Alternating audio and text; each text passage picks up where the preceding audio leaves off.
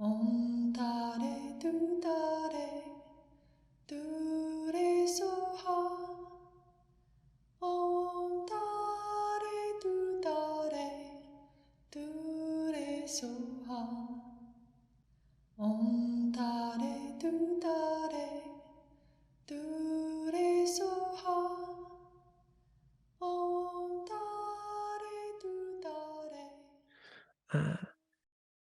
If you are new, we are going through a text called Approaching the Buddhist Path. This is something that was over a decade in the making, a real effort that was put on by Bhikshuni Tubden Chodron and His Holiness the 14th Dalai Lama, engaging other scholars and geshes in the Tibetan tradition with the idea to bring these teachings into a modern world. There's a lot of concepts and ways that we live that are not the same as Tibet. And so a lot of confusion can happen. So the approach here was to bring these authentic teachings on the path of enlightenment to the more modern Western mind. I'm using the word modern just because it's, maybe contemporary would be a better thing. But there's a lot of discussion now, instead of even thinking about East versus West. Just, we live in modernity. We live in a modern world with devices and technology. And here we are doing a Zoom meeting, for a Dharma teaching.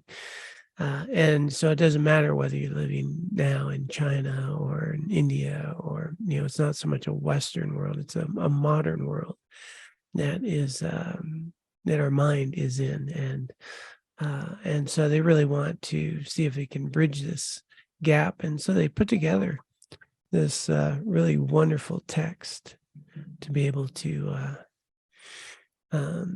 see if we can connect it to the way that we live currently and clarify some of the constructs that modern psychology has come up with versus maybe the Dharma teaching. So really quite wonderful there. All right. So our approach here is one in which we apply what's called three wisdoms. So the three wisdom approach is one in which we first hear a teaching. So we can receive a teaching, might get it out of a book, might get it from, heck, these days, a YouTube video, might actually physically be at a teaching or even a Zoom. So we receive a teaching, we get a teaching, read a book, so forth. And often, unfortunately, that's where a lot of the modern world ends. We read a book and we've received some knowledge, and then the book goes on the shelf, and so does much of our knowledge. And here the idea is to methodically go through it and then get to the second wisdom. The second wisdom is where you contemplate the teaching, you analyze the teaching, you attack it in a sense. Does it hold up? Is it true? Does that make sense? You challenge it. You find examples where it actually applies in our lives. And then from that second wisdom, a bit of realization comes, right? It's now, it makes sense or it doesn't make sense. And then we need to clarify something. We don't engage in Buddhism just saying, well, this is the way it is. Buddhism is, oh, how is it? Let's look. Let's see. Ultimately, the whole point is to see the truth, see things accurately.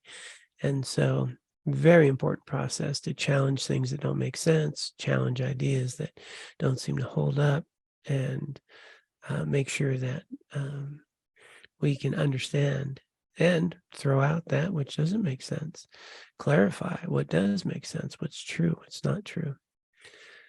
And some things may be set aside to come back to. So then we get this deeper realization and understanding of the teachings. And then the third wisdom is to meditate on the teachings. And that's where we really get to sit with this realization, let it sink in a little bit. So it's not just something on a shelf anymore. It's part of our being. And so I was reading in Jetsuma Tenzin Palmo's new book, Heroic Heart. She also had a different take on meditation, on the teaching. The word for meditation in Tibetan is gom, to become familiar with, And she was making a point, yeah, you can become familiar with your mind through meditation, you can become familiar with some concepts through meditation. But unless you're really applying it in your life, there's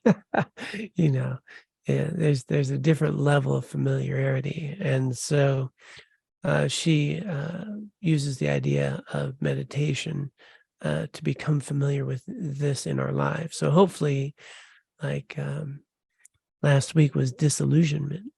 There was some discussion around disillusionment and samsara and how it could be helpful and where it could go astray. And then hopefully during the week, you have some opportunity to test that out, to see and apply, to become familiar with. And so that's the approach here. So we go through this text. I mean, the so much precious information here, and we unpack it, we talk about it, and then hopefully get a chance to sit with it in a way that applies to our lives. All right, having said all that, are we ready to head into the text? I need to actually just make sure I have this phone on silent. It was on vibrate, not silent. Okay, now that's clear. And if at any time you have a question, want to make a comment, you can either raise a hand there. I think there's a little raise hand maybe, or just unmute, chime in. And let's get to the text. So in this text, we just covered, sorry, getting a little too clicky there, some of a view on afflictive emotions. And we got into attachment, we got into fear, we got into disillusionment. And all of these emotions afflictive states would be a good way of putting it, do have a purpose, and they also can really block any real meaningful growth or even a healthy human life. And this section here, having gone through those others and where it could be helpful and not so helpful, and we get to thinking about emotions and survival. Why in a human form do we have these emotions? And they have to have a purpose if everybody has them. And so there's a modern psychological view on emotions as being necessary in so many ways. And then there's a Buddhist view on emotions that maybe they're not as necessary as we might think, but they can be extremely helpful. So that's the lead in, emotions and survival. Science tells us that there is a biological basis for our emotions, both afflicted emotions and beneficial ones. We have instincts to draw closer to whatever supports staying alive and to drive away whatever harms us. The need for food, shelter, and companionship motivates us to seek and procure these requirements for human life. According to this theory, certain emotions are conducive to our survival and arise due to biological factors. For example, jealousy and arrogance both encourage competition, which leads to better performance and a greater likelihood of our genes being passed down to our offspring. So a real biological approach there, right? It's almost like we don't have a lot of choice in it. Anger and fear can be useful to avoid or destroy what threatens our life and well-being. Scientists say that from an evolutionary perspective, those emotions would not be present in us if they didn't serve a useful purpose. When we are angry, blood goes to our arm muscles in case we need to fight. But when fear comes, the blood goes to our legs so we can flee. On a purely biological level, emotions such as attachment, anger, and fear may assist animals and humans to stay alive. And from that perspective, they may be considered beneficial.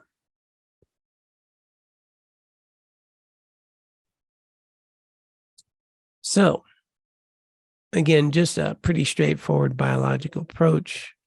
There is a theory and view that basically we're a body carrying a brain around, and this sort of system works together. And as we know, there's a lot of things going on that we're totally unaware of in our system. When we get sick and how our body responds to illness and how it fights off the illness on its own. We're not very conscious of that process. There's a lot of things that go on that we're unaware of subconsciously, that we actually wind up saying and doing things more reactively without much conscious thought. And there's even, you'll find some TED Talks even on, the idea that we don't even have free will. And basically, we are just responding to this environment with a need to survive, to get what we want. And what was that? So we can pass our genes on down to our offsprings. Wow, doesn't that inspire you? So, there is this theory again. Nice to check out all theories, and you can see where, from an evolutionary, view, those things seem very helpful. And, definitely the evolution of humanity has come from that. But you may also have noticed that instead of just competition, working together might be very beneficial. And as we've all learned much more about cooperative environments and different ways of looking at things, I used to, when I was a school teacher, actually even prior to that, I worked in adolescent treatment as a recreational therapist assistant, and learn how to play together. And wow, wouldn't that be nice if we learned how to play together well? And with the games that we would teach, instead of, for example, in volleyball, trying to get the other side out, you try to keep the ball alive, right? You try to work together. How do we build teamwork? How do we overcome situations together? How do we get everybody across the line? How do we get through, some obstacles? And so, rather than just a straightforward survival, competitiveness, adaptability, we've also discovered that there can be an incredible amount of benefit for quality of life, for survival, for well-being, without these emotions getting out of control and actually separating us. So we can see a lot of division, obviously, in the world and within the United States around strong emotions, fear, attachment, the very same emotions that we've been talking about. You can see how that actually undermines the very level of well-being and ability to engage in life in meaningful ways as well.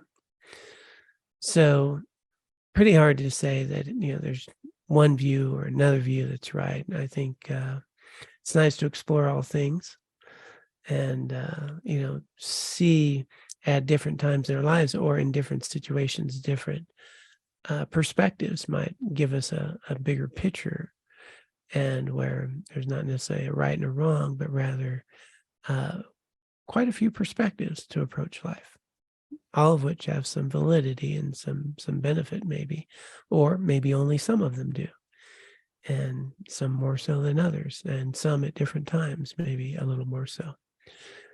So really just taking a look at what is commonly thought of in many circles, and then look at, well, is there some problem there, some challenge there, or an opportunity there, something to learn. Having said that, let's see the next, keep doing that. So it says, obviously, from this perspective, these things are helpful. For example, I did study Paul Ekman's work on emotions and the biological responses to it. It calls the primary emotions, things that all humans have. And, here it was pointed out that anger, blood goes to your arm, and, anger, if something is obstructing us or, threatening us, we have a physiological response to move that out of our way. And people have a different physiological response with joy and a smile and what happens to our face. So all these things do serve a purpose, very helpful, and they keep us alive. Why then does the Buddha call emotions such as attachment,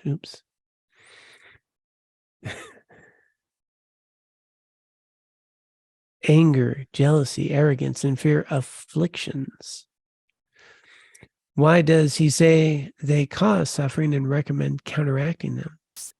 The difficulty with these emotions, again, is that they are fueled by exaggeration and grasping, and thus do not perform their functions in a reasonable way. They may exaggerate the potential danger of the situation, the primacy of one's own self-interest, or the potential benefit to be gained. When afflictions are manifest, our minds are clouded and we don't think clearly. So in Ekman's work, they talk about a refractory period when we're in an emotion, when we're really caught up in an emotion. We can't really see clearly. We can't have access to all the information. When we're angry, you're really focused on what you're angry with. And so very, very difficult to have good outcomes in our conversations when we're angry. You might notice that. And likewise, happiness. We can just be bubbly, caught up in joy, and make some pretty unhealthy commitments in that state of mind, and even judgments about the person we may think we'll want to spend the rest of our life with because we're so happy in a moment. So we can lose perspective when we're caught up in emotion, when it's strong, especially when it's disproportionate to the actual situation. We get triggered. So instead of responding to a situation intelligently, we react impulsively, following an urge without sufficiently contemplating the likely effects of doing so. The results are often disastrous. In some conflicts, anger exposes us to far greater danger by making us act irrationally, which incites the other party to counter with more violent means. Fear also can endanger our survival. For when we exaggerate danger, we may lash out when the threat is non-existent or minor. We may freeze it when it would be wiser to act. Let me try that again. We may freeze when it would be wiser to act, or we may act heedlessly in our panic. It is especially tragic when a government or its citizens collectively fall into these distorted emotions. So, pausing there, does any of this seem to ring true to anybody? Anybody ever get caught up in an emotion, maybe say something you regret, or maybe act out in a certain way, or maybe lose a relationship over a reaction, or friendship, or just excuse me. The point that they're making here is, while emotions can serve a purpose, our tendency from an afflictive state of mind is that we exaggerate. This really needs to happen. This can't happen. Worst day of my life. Best day ever. You've never had a meal this good. Really? How can I live without you? Man, how can I live with you? That could be the same person in a matter of period of time. that person is such a jerk, just again and again. We can see how just our language, the way we talk, things can be exaggerated. The places that we visit, the things that we do. We had an interesting discussion, I think, yesterday morning. Just even as we accumulate. Actually, was it Dusty? I'm gonna just if I could use an example. I probably shouldn't have said your name, but just a client with a lot of wealth, with a nice house, with an elevator, with all the abundance, having frustration in their own house, in their own elevator, which was not functioning properly, and how much frustration a human being can have. And while that would be, in a multi-million-dollar house with an elevator with all these things, we can find a lot of unhappiness. We can also do that in a regular car, whether it's a Prius or a Cadillac or a Tesla. And yet our minds will often not really grab on to the exaggeration of, how terrible it is to, be stuck in traffic and not realize that you are traffic, you're not stuck in it. And, just the way our mind works with our emotions. So the point being made here is that we lose the capacity, actually think of it as the frontal lobe is not available anymore. And our executive function is not available when we're in these refractory periods. And there's obviously big ones, big refractory periods where we're very angry, very caught up, very joyful, very anxious, very nervous, a lot of fear, irritable, etc., things of that nature. But if we look a little more deeply, these patterns get within us, and they just become the way we live. And we really know that those kinds of people are like that, that other political party, that other, I'm fascinated sometimes, and, and then gone to France, here's how the French people are. I'm like, what? All of them? Really? They're all like that. And the French know how to do this, or, whatever. It could be a compliment, could be something that you don't like particularly, but, as though they're all one personality. I'm trying to think. Yeah, Americans, they're like this. So in our very language, in the way that we relate to our emotions, it's afflicted at right there.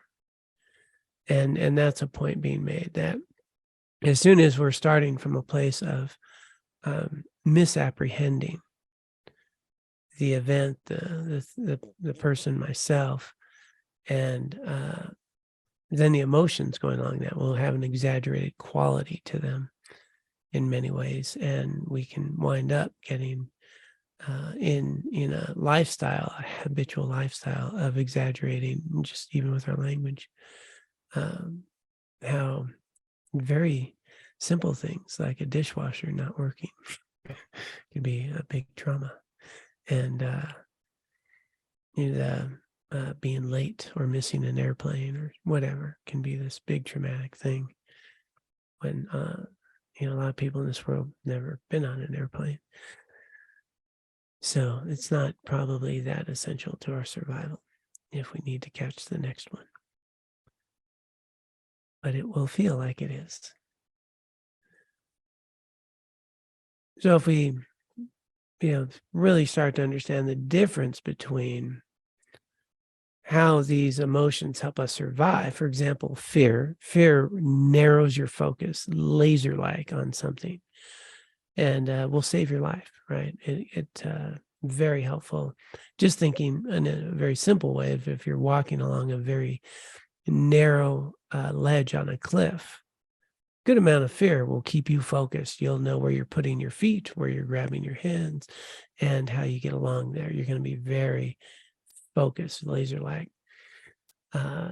Just something jumping out in front of the car while you're driving, before you can even identify what it is, you could have your foot on the brake and coming to a stop.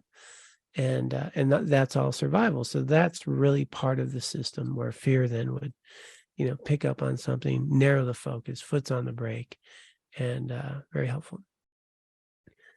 So there are these aspects of these emotions that are, keeping us alive and helping us relate to each other. No problem from a Buddhist perspective. From a Buddhist perspective, it's going to be the way we exaggerate them and globalize around people and events and things and catastrophize and then exaggerate how much happiness or suffering a person, place, or event can bring us, which might be what they're going to say in the book next. Let's see. All right. Some psychologists, there we go. Some psychologists say that disturbing emotions are 90% exaggeration and projection. Key underline there, some. That is not probably the majority of psychologists, but some. And I'm on that bandwagon. Actually, from a Buddhist perspective, to a very subtle degree, it's going to be higher. But so this is pretty solid, though.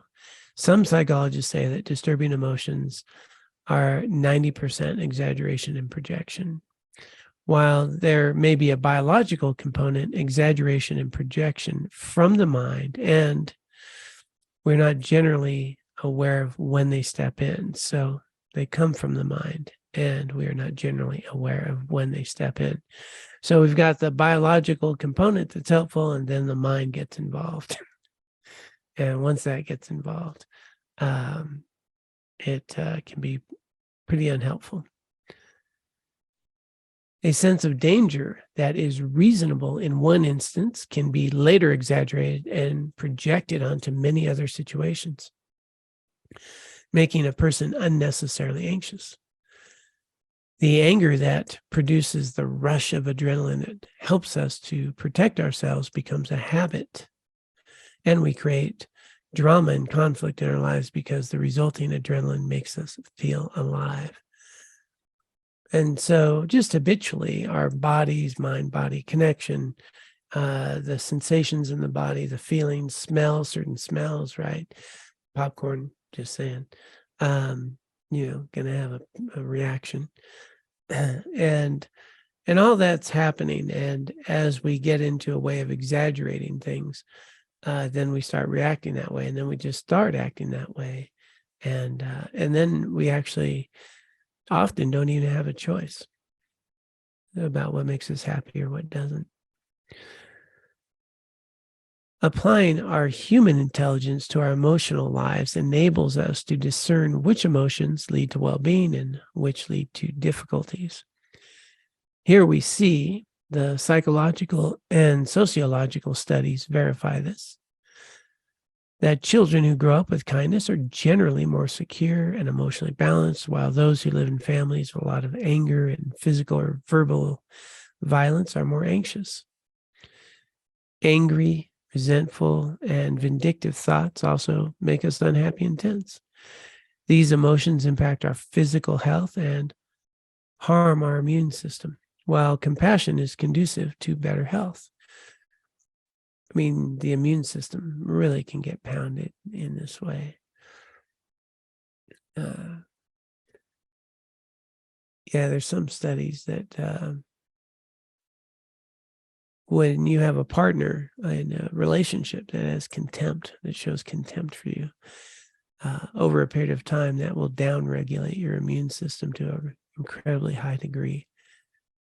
So it can be really, really detrimental. There's a world of difference between constructive and destructive emotions. While they can be the same emotion, let's keep that in mind. What's going to make it constructive or destructive is how we relate to them and how we're able to respond as well. In ordinary beings, afflictive emotions arise easily. They are impulsive and reactive. Genuinely constructive emotions like compassion and generosity come through investigation and effort. While destructive emotions distort our view of a situation, constructive emotions are conducive to accurate assessment. Destructive emotions cause us to regret our actions, while constructive emotions do not. And so there's some real opportunity, and there are some that, for example, they're putting compassion in here. Again, compassion, or what we perceive to be compassion, we can misunderstand compassion, become a doormat, or enable unhealthy behaviors, get in codependent relationships, and not be healthy at all. Whereas coming from a true sense of compassion, where we're actually seeking to eliminate suffering, well, you wouldn't be in a suffering situation. You'd be eliminating the unhealthy aspects of a relationship, and not enabling unhealthy behaviors that lead to suffering. And so again, same word, same thought around an emotion can go one way or the other. And there's a real nice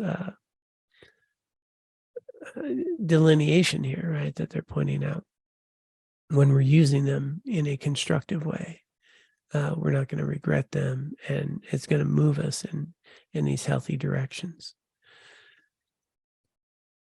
By examining the disadvantages and unrealistic perspectives of emotion, I'm sorry, going too quick. I need to get my mind on the page here. By examining the disadvantages and unrealistic perspectives of afflictions, we will come to a point where we will make a determination to stop letting them run our lives. Seeing the benefits of realistic and beneficial emotions, we will consciously cultivate them.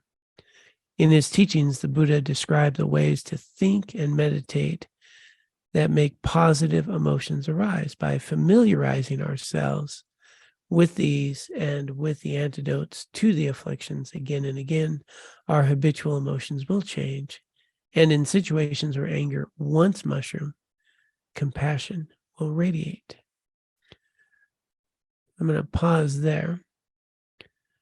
And so underneath this teaching here, what's being stated is that because we can be driven by emotions and feelings, and anyone who thinks they're not, I would challenge you to peek around a little bit and think how much you would like to have, pleasure over pain, right? Even how you would like your tea or your coffee, and we like to feel good, and we don't like to feel uncomfortable or in pain. And so, on very subtle levels, all the time, habitually, we are seeking comfort and happiness, and very much driven even before our conscious thoughts around things, and we'll engage in activities and behaviors and things that might be physically unhealthy for us.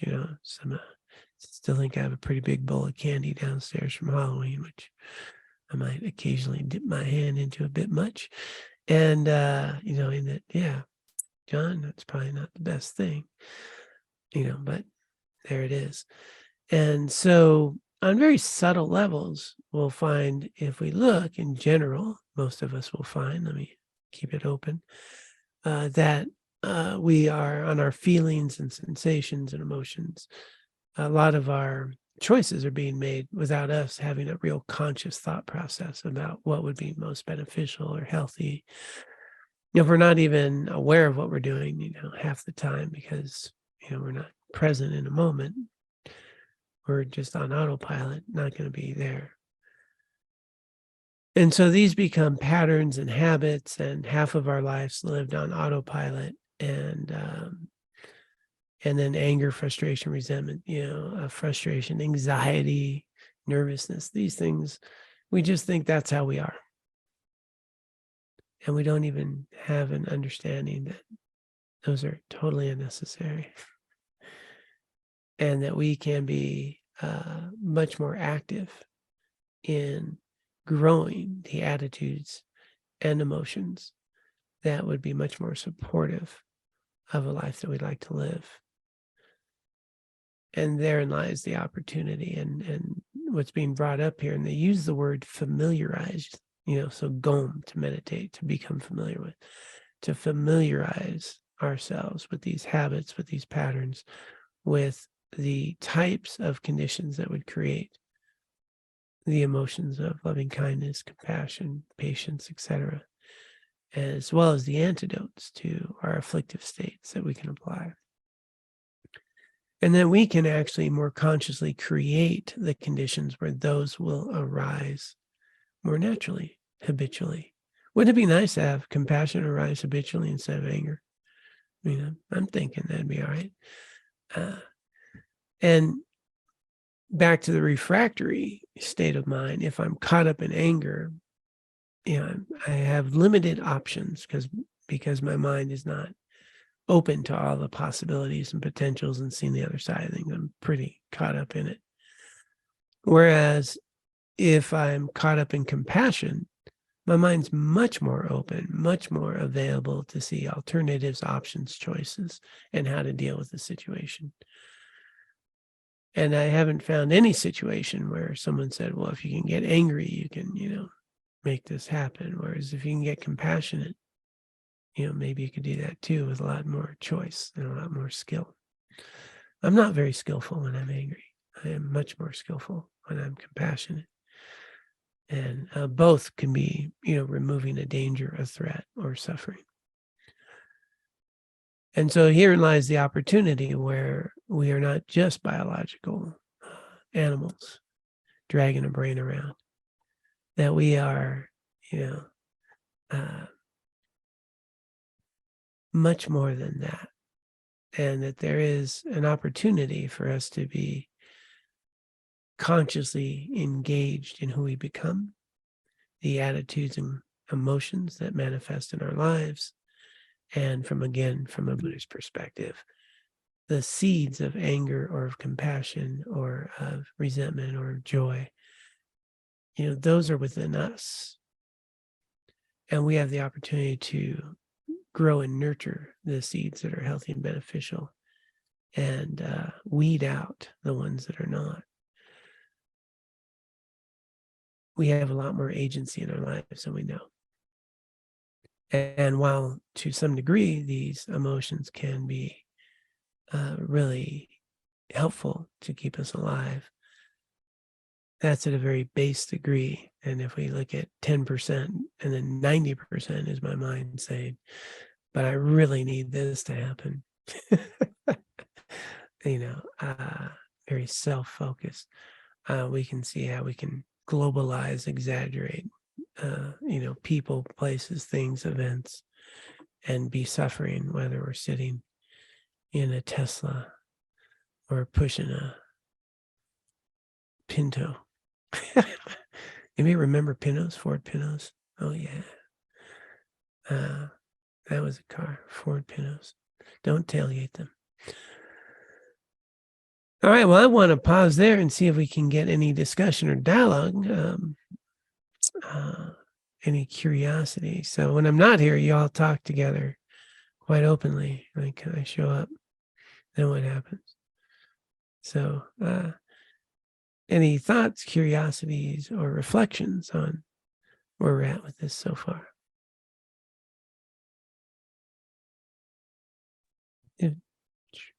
Hey, John, it's Heather. Hi, Heather. So I just have a question. So when you're emotionally triggered, what are like the tools or steps you can take to get to that compassionate state?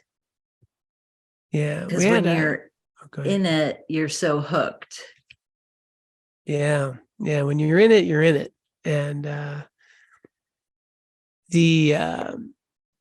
think it was, maybe it was like 2 weeks ago, talked about this on anger.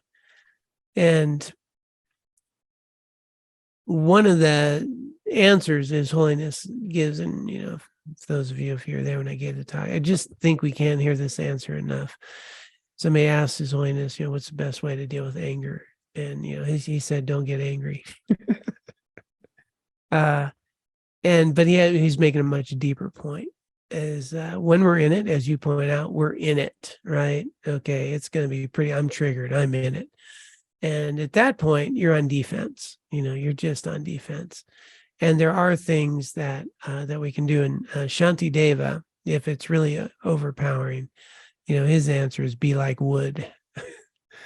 And be like wood. You just don't do anything. You just wait it out. You be like wood.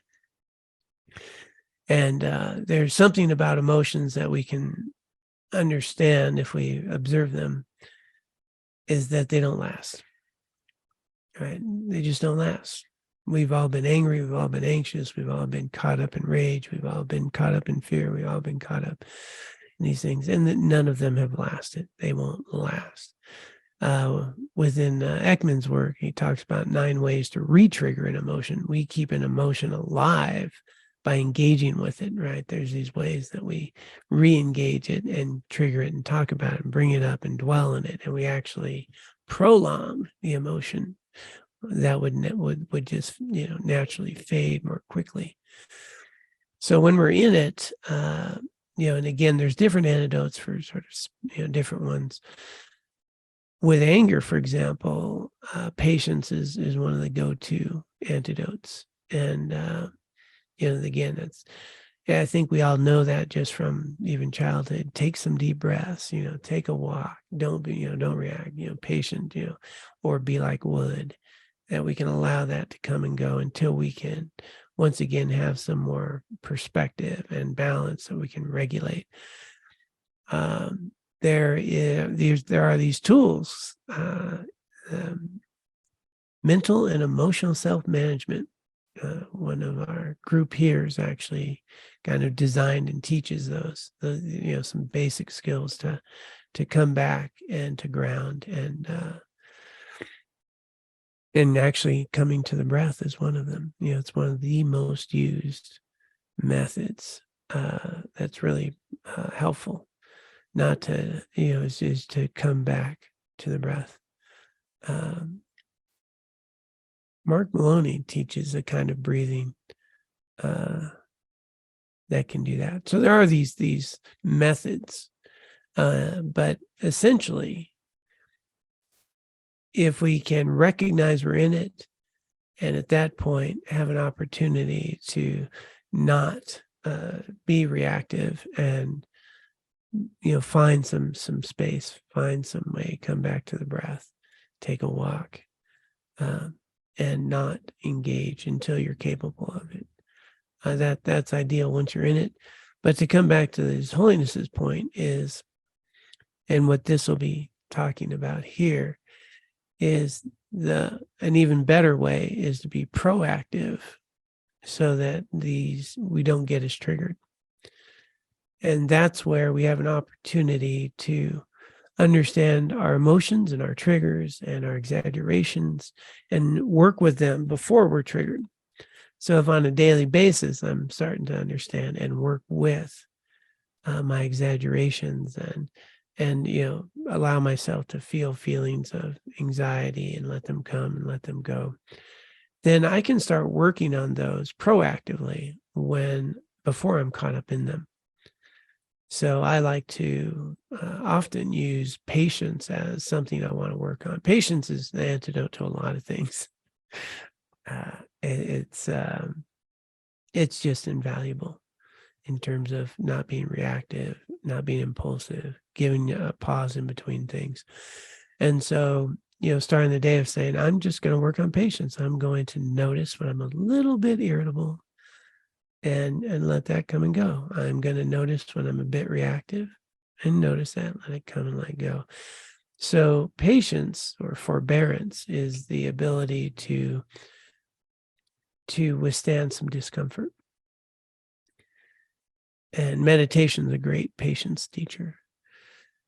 So, but if I proactively, let's say, all day, I'm going to make that my object. I'm going to work on patience, and then do that the next day and the next day, maybe for a week, or, not a bad day to have for a month.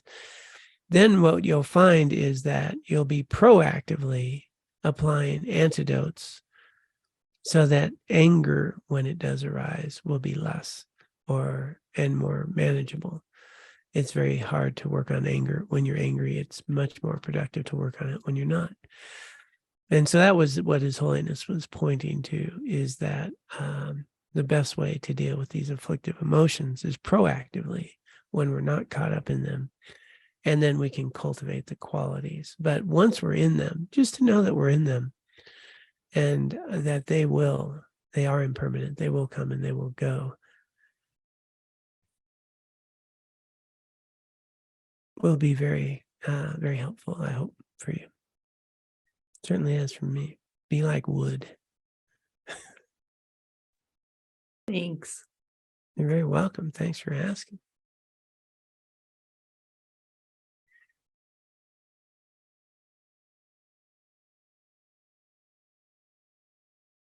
Anyone else with some thoughts there?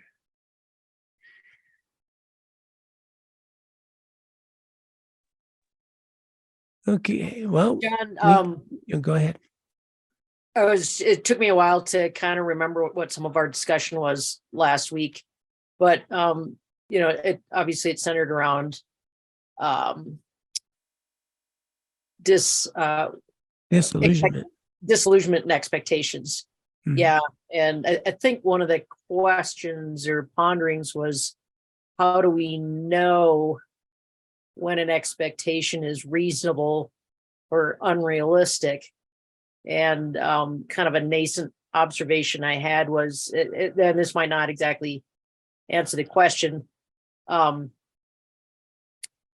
it seems like it's more likely that we have an unrealistic expectation when we're emotionally involved in it, like when our emotions are triggered either by that particular expectation, or we're just already triggered by something else.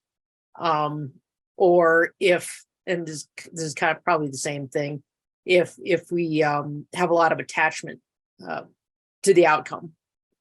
So I don't know if you can validate that observation, or if there's more or less to it than that, but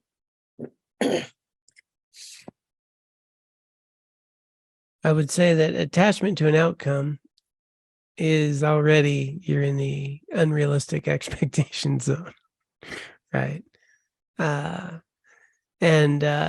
for those of you who weren't available last week, real big difference between a realistic and an unrealistic expectation. And the vast amount, again, this 90% sort of mental emotional suffering is, has a lot to do with expectations that are unrealistic. And they're unrealistic because they're exaggerated. This person's going to make me happy. This marriage, will make me okay, whatever it is. And this house or these things, or that people, places, things, these events are actually the source of our happiness. Then we get attached to them and exaggerate their qualities. And we have expectations around how much happiness someone should be bringing us or not. Many of us may have had some expectations around or an attachment to outcomes with a current election and so forth. You're going to really notice things. And so I think ultimately you're going to know as you examine and experience outcomes. So a real simple, regular, realistic expectation that I have is when I went to the store yesterday to buy bread, I had a pretty realistic expectation that the grocery store would be where it was last time I saw it. And had a pretty good expectation that there'll be bread on the shelf. Maybe not the exact brand I wanted, but there'd be some bread. So expectations like that, making an appointment with someone, having expectation they'll be there, so forth, things like that, realistic, available. Unrealistic are going to be centered around the very things you talked about, this attachment to an outcome, exaggerations around the quality of a person or an event or thing or ourselves, and where emotions get triggered to high degrees. And, some so much of a belief system is if I could just get. Here's an interesting one that would be often hard to grasp, but it just hit me, quite solidly, which is besides the Buddhist teachings, I've been mindfulness teacher. We run secular mindfulness programs.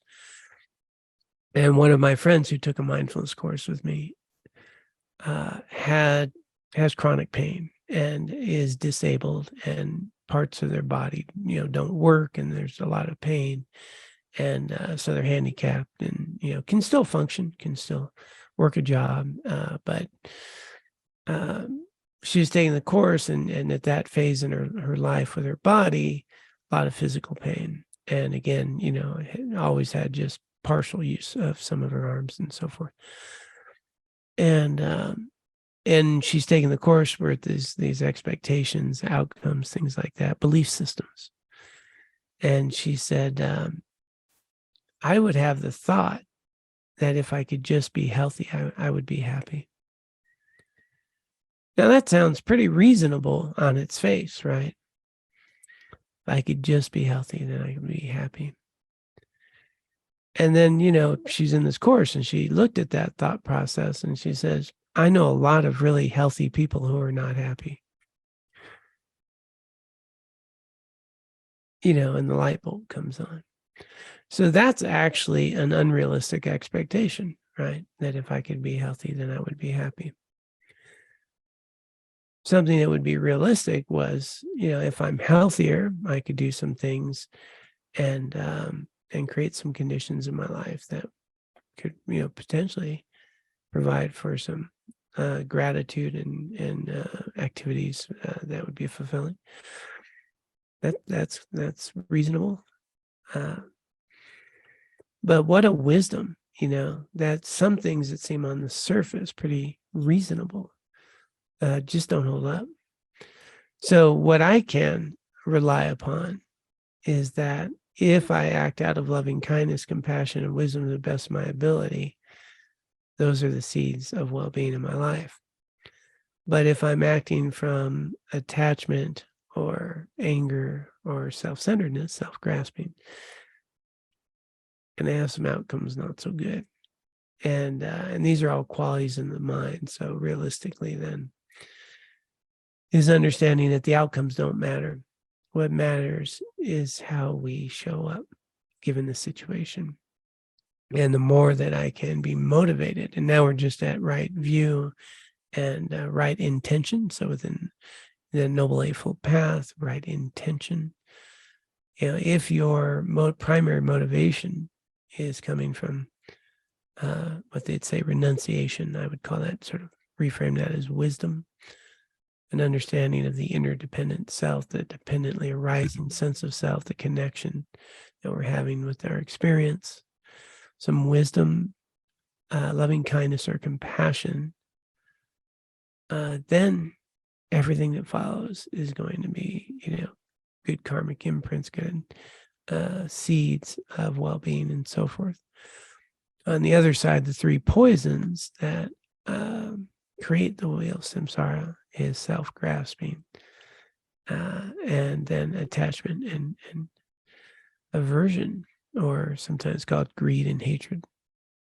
So a misperception of myself, greed or hatred, or a misperception of self, and attachment or aversion, either way we put that. And so what's basically the whole foundational principle then in Buddhism would be that anything coming from those are the root poisons that create all the mental afflictions. And the opposite, wisdom, loving kindness, and compassion, going to bring all the well-being. I find that to be a realistic expectation now. Now, I wouldn't say it just because we say it and it's in the book. A few decades of living that way, I have some concrete evidence in my own personal life. I tested it out. And so for me, I have a pretty realistic expectation for me. And so whether it's, on that level, or whether it's on the level of having enough gas in your car to get somewhere. What we need to do to cultivate realistic versus unrealistic is to observe outcomes, observe the nature of our experience, and see if these expectations are based on a belief system that doesn't hold up or one that does. That was a short, right to the point answer, right? Well, it makes me realize that it's a very dynamic process. It seems to be a very dynamic process. Very dynamic. Yeah, can't just sort of say, okay, it might be easier to see in hindsight than in foresight, which expectations were realistic and which weren't. Yeah, based on the reaction. Yeah, but you were all over it just at the start, looking at outcomes, looking at our attachment to things. And, could you be happy without that? And having that more wise mind. And it's very dynamic and situational. Yeah. You always have good stuff, Carl. I appreciate that.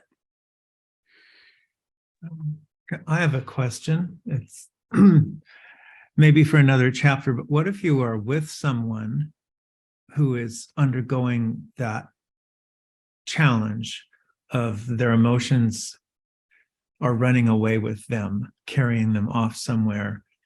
And all I can think of is just be calm and centered and listen and loving. But is there any more that anyone could say about that?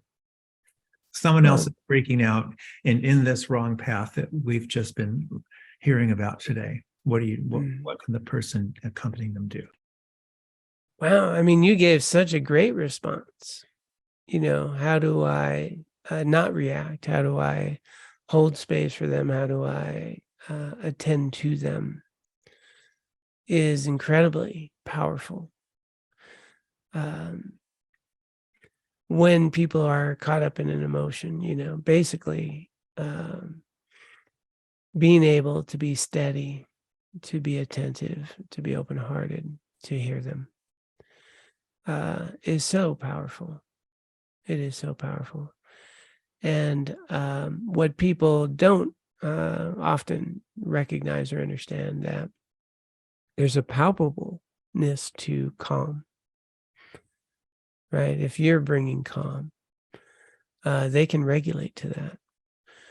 And the peace, that can come from you in attending to letting them know they're valuable, that they're heard. And to also understand that from their perspective, from their experience, it's valid to them what they're going through, and not to ever minimize that. A lot of people go get a little Buddhism until somebody is freaking out. Well, that's on your mind. Yeah, not the way to go about any of this. It's much more of embodying the experience a little bit more, bringing some loving kindness, some calm. You gave the perfect example of what to do, so I'm sure you already do that. And then, and in calmer times, having discussions that are open around these processes are valuable. If sought. But there is also, what I say is, there's never underestimate the power of being a good example. Is that as we embody, Sorry. Yeah, not just like, I just have to say, I loved it when you said be like wood. Yeah, I go there a lot. And but I've walked into very difficult, very violent, very intense situations with calm, and de-escalate lots of things, including even people with knives and different things. It's amazing when you're not threatening, when you can be calm and clear and forceful as you need to be. There's a palpableness when we have that, and so being like wood's very helpful. and attending to someone, being careful, and let the moment come and let it go. And then as we do it more, I mean, there's a certain attraction that can happen. Yeah, Dennis, thank you. All right. Yeah, Shanti Deva, be like wood, great antidote. Need to cite the source. All right, well, we are getting near the end here, and just getting back here to the text. They're going to give some examples of then a process. So again, we got a little bit to sort of the antidotes in a step, but His Holiness or Bhikshuni Tubden children, it's hard to tell who's speaking and in what voice they are in this particular part, but they're going to give sort of an intellectual process to go through and how we can shift our minds a bit and get used to those kinds of thoughts and patterns and habits that can be more proactive. And so we can start watering the seeds we want to grow in our lives. Modern sort of psychology, cognitive behavioral therapy, that's kind of a, similar.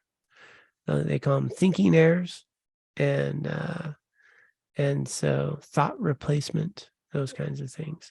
So very similar process in some of these. But the idea is to really be there with them. And so we'll pick up next week on on that process. I think in the book they'll talk about sort of three steps.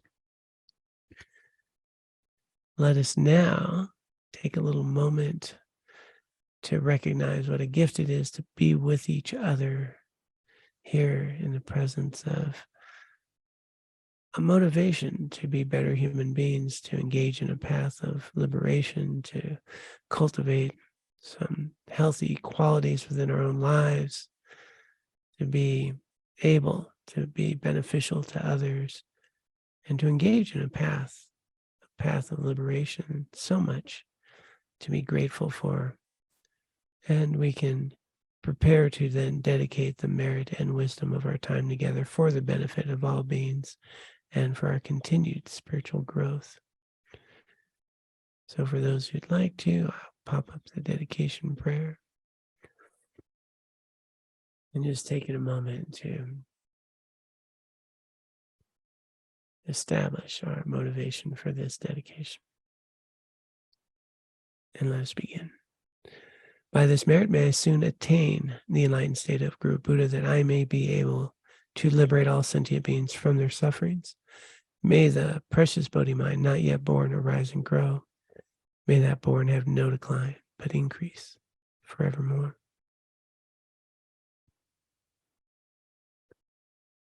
All right. Well, thank you all so much. Such a joy to be back with you, and I encourage you. I like a little dialogue. So if anything here, you make a few notes or have a few questions, things that come up.